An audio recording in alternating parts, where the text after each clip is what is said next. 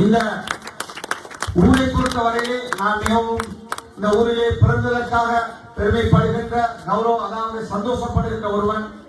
இந்த ஊர் இன்று இந்த நாட்டுக்கு, அதே போல இந்த மாவட்டத்திற்கு, இன்று இந்த மாவட்டத்திலே இது மன்னார் வருகின்ற பாலமாக இருக்கலாம், அல்லது கச்சேரி பில்டிங்காக இருக்கலாம், அல்லது மன்னார் நகரத்திலே கட்டப்பட்ட பஸ் ஸ்டாண்டாக இருக்கலாம், அல்லது போடப்பட்ட காபட் யாழ்ப்பாணத்துக்கான மன்னாரிலிருந்து காபட் பாதையாக இருக்கலாம், அல்லது மன்னாரிலிருந்து மரிச்சிக்கட்டி வரை மன்னார் புத்தளம் பாதை போடப்பட்ட காபட் வீதியாக இருக்கலாம். மரிச்சிக்கட்டியிலிருந்து புத்தளம் வரைக்குமான காபட் வீதிக்கு பணத்தை நாங்கள் ஒதுக்கிய பொழுது, புத்தளத்திலிருந்து போட்டுக்கொண்டு வருகின்ற பொழுது, இளமங்கலத்தோடு வருகின்ற பொழுது, இளவரங்குளம் வரை வருகின்ற பொழுது எதிரிகள், அதாவது வழக்குகளை போட்டு அந்த பாதையை நிறுத்தினார்கள். அந்த வழக்கு தான் அண்மையிலே தீர்ப்பு வந்ததற்காகத்தான் நான் நேற்று பாராளுமன்றத்திலே பேசினேன். தீர்ப்பல்ல, வழக்கை போட்டவர்கள் வாபஸ் வாங்கி இருக்கிறார்கள். வாபஸ் வாங்குகின்ற பொழுது யாருக்கு எதிராக வழக்கு போட்டார்களோ, அதாவது wild life department, forest department, அந்த டிபார்ட்மெண்ட்டுக்கு பொறுப்பான அமைச்சு அந்த போட்ட வழக்கு, அதாவது இந்த பாதை மூடப்பட வேண்டும் அல்லது திருத்தப்படக்கூடாது, திறக்கப்படக்கூடாது என்று போட்ட வழக்கை அவர்கள் அதற்கு நாங்கள் உடன்படுகிறோம் என்று சொன்னதனால் அந்த வழக்கு வாபஸ் பெறப்பட்டிருக்கிறது. எனவே பாதையை மூட வேண்டும் என்ற ஒரு தீர்ப்பு வழங்கப்படவில்லை.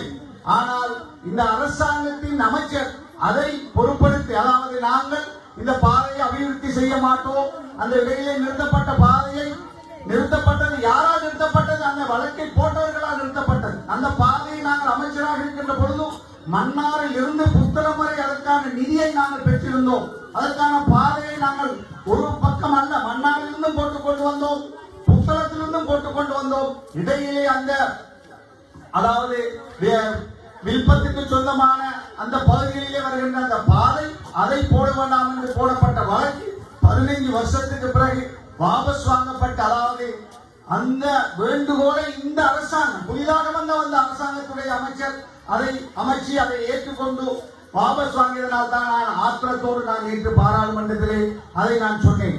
மஹிந்த ராஜபக்சவுடைய ஆட்சி காலத்திலே தான் நான் அமைச்சராக இருந்த பொழுது அதை திறந்தேன், அந்த மன்னார் புத்தளம் பாதை. பசில் ராஜபக்ச பொருளாதார அமைச்சராக இருக்கின்ற பொழுதுதான் அதற்கான பணத்தை நான் பெற்று மன்னாரிலிருந்து புத்தளம் வரை அதற்கான பாதைக்காக கோடிக்கணக்கான ரூபாய் பெற்று அரிப்பு பாலம் தொடக்கம் மன்னாரில் இருந்த அந்த மன்னாருக்கு புத்தளத்துக்கு இருக்கிற இடையில இருக்கின்ற இன்னும் 5 பாலங்களுக்கு பணத்தை பெற்று காபட் ரோட்டுக்காக சைனாவில் இருந்து கடன் பெற்று நாங்கள் அதை செய்தோம். அதை செய்ய விடாமல் தடுத்த வழக்காளிகள் அவர்களால் தான் அந்த பாதை இடையிலே மட்டும்தான் அது இன்னும் செய்யப்படவில்லை. அதை நிரந்தரமாக செய்யப்படாமல் இருப்பதற்கான ஒரு ஏற்பாட்டை இந்த அரசாங்கத்துடைய அந்த வனவளங்களுக்கு பொறுப்பான அமைச்சு பொருட்படுத்ததனால் தான் அந்த வேதனையோடு நான் நேற்று பாராளுமன்றத்தில் பேசினேன்.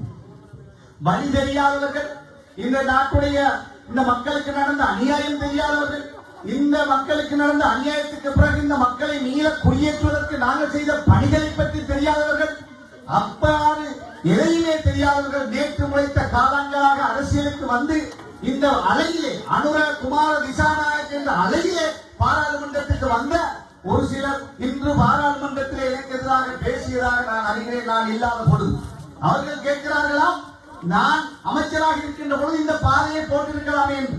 அந்த பாதையை போட்டேன், அந்த பாதையை திறந்ததே நாங்கள் தான். 100 வருஷம் பழமை வாய்ந்த பாதை.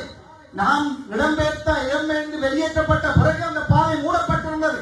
2009 சமாதானம் வந்த பிறகு 2012 அந்த பாதையை பல அழுத்தங்கள் திறக்க வேண்டாம் என்று இருந்த பொழுது பலவந்தமாக நான் நூற்றுக்கணக்கான வாகனங்களோடு வந்து அதை திறந்து வைத்ததே நாங்கள் தான்.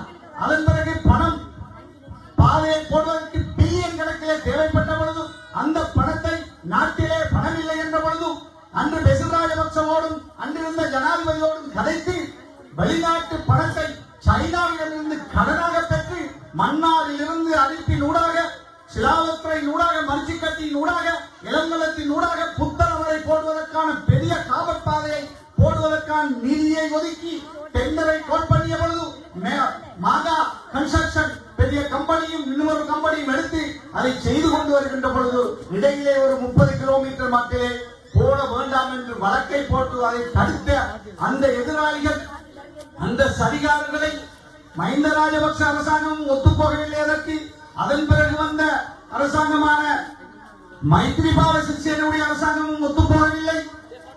நிரந்தரமாக மூடுவதற்கு அதன் பிறகு வந்த கோட்டாபய ராஜபக்சவுடைய அரசாங்கமும் ஒத்து போகவில்லை.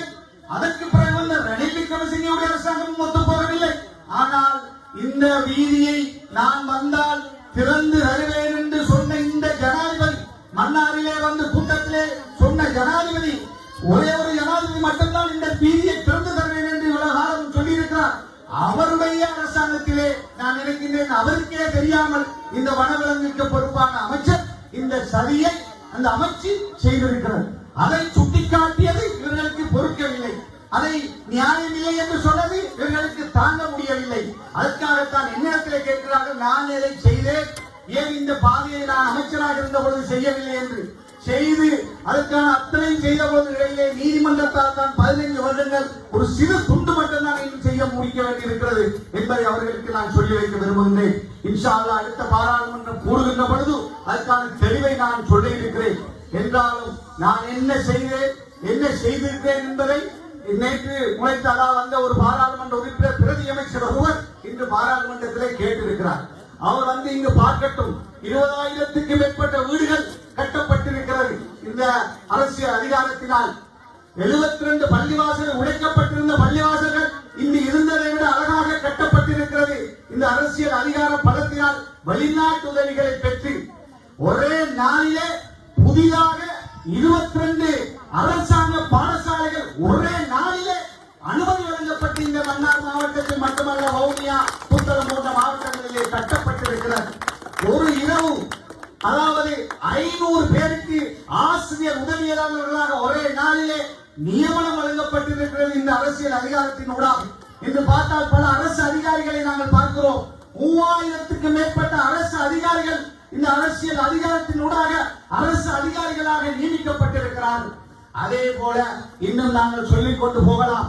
இந்த மன்னாரிலிருந்து யாழ்ப்பாண பாதை, சங்கப்பட்டி பாலமறையான பாதை, அதே போல இங்கு இந்த பாதை, அதே போல மன்னாரிலே செய்த அபிவிருத்திகள், வவுனியாவிலே, முல்லைத்தீவிலே. நான் புனர்வாழ்வு அமைச்சராக இருக்கின்ற பொழுது முல்லைத்தீவு சுடுகாடாக இருந்தது, வவுனியா வடக்கு சுடுகாடாக இருந்தது.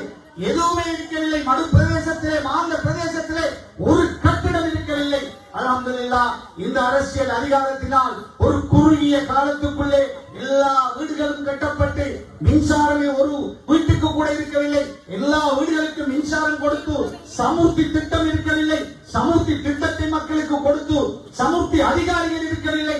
சமுர்த்தி அதிகாரிகளுக்கு 500 பேருக்கு மேலே நியமனத்தை கொடுத்து, அதே போல எத்தனையோ பாதைகள், எத்தனையோ அபிவிருத்திகள், எத்தனையோ வீடுகள் என்று, எத்தனையோ புதிய பாடசாலைகள், பாடசாலை நூற்றுக்கணக்கான கட்டிடங்கள் என்று செய்யக்கூடிய பணிகளை நேர்மையாக நாங்கள் செய்திருக்கிறோம். இனமத வேதங்களுக்கு அப்பால் செய்திருக்கிறோம். ஒரு சிலர் எங்களை இனவாத கண்ணாடி போட்டு பார்த்தால் நாங்கள் அதற்கு பதில் சொல்ல முடியாது. இனமத பேதங்களுக்கு அப்பால் அபிவிருத்தியை செய்திருக்கிறோம். 3000க்கு மேற்பட்டவர்களுக்கு இனமத பேதங்களுக்கு அப்பால் அரசியல் நியமனங்களை கொடுத்திருக்கிறோம். ஆனால் ஒரு சில இனவாதிகள், ஒரு சில பேரினவாத சக்திகள் எங்களை இனவாத மதவாத கண்ணாடி போட்டு பார்க்கிறார்கள் என்பதற்காக நாங்கள் ஒருபோதும் அவர்களுக்கு பதிலளிப்பதற்காக நாங்கள் எங்களுடைய நேரத்தை செலவு செய்தது கிடையாது. அவ்வாறு செலவு செய்து எங்களுடைய நேரத்தை வீணாக்குவதனால் அந்த இனவாதிகளோ மதவாதிகளோ திருந்த போவதில்லை என்று எங்களுக்கு தெரியும். அவருடைய ஒரே ஒரு இலக்கு எங்களை அரசியல் ரீதியாக வீழ்த்துவது அல்லது எங்களை தொடர்ந்து இந்த அரசியல் ரீதியிலே இல்லாமலாக்குவதற்காக என்ன சரிகளை செய்ய வேண்டும் எல்லாம் செய்து பார்த்தார்கள். சிறையிலும் கொண்டு போய் அழைத்து பார்த்தார்கள்.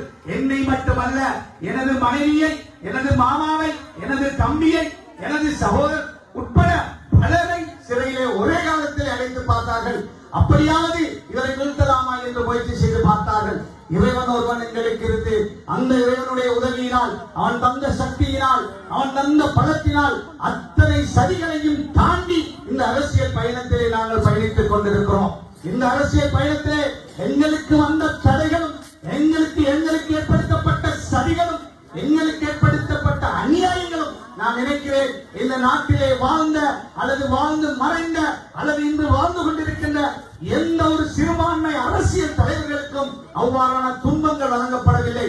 என்றாலும் இறை நம்பிக்கையும் இறைவனின் மீது தந்த அசைக்க முடியாத நம்பிக்கை எங்களை இன்று வரை பாதுகாத்துக் கொண்டு, அது எந்த ஜனாதிபதியாக இருந்தாலும், எந்த பிரதமராக இருந்தாலும், அல்லது எந்த அரசியல்வாதியாக இருந்தாலும், அல்லது எந்த தலைவர்களாக இருந்தாலும் நியாயம் அநியாயம் என்று வருகின்ற பொழுது நியாயத்தின் பக்கம் நின்று அநியாயத்தை எதிர்த்து பேசுகின்ற சக்தியை இறைவன் எங்களுக்கு தந்திருக்கிறான். அது இந்த அரசாங்கமாக இருக்கலாம் அல்லது எந்த அரசாங்கமாக இருக்கலாம். அவர்களுக்கு அடிமைகளாக அவர்கள் செய்கின்ற தவறுகளை எல்லாம் பார்த்துக் கொண்டு நாங்கள் அடிமைகள் போல இருக்க வேண்டும் என்று கனவு காண்பார்களாக இருந்தால் அது ஒருபோதும் நடக்காது என்பதை அவர்களுக்கு நாங்கள் சொல்லிக்கொள்ள நான் விரும்புகின்றேன். எனவே எனது அன்பு தாய்மார்களே, சகோதரர்களே, நண்பர்களே, இளைஞர்களே, இந்த ஊருடைய கல்வியிலே கவனம் செலுத்துங்கள்.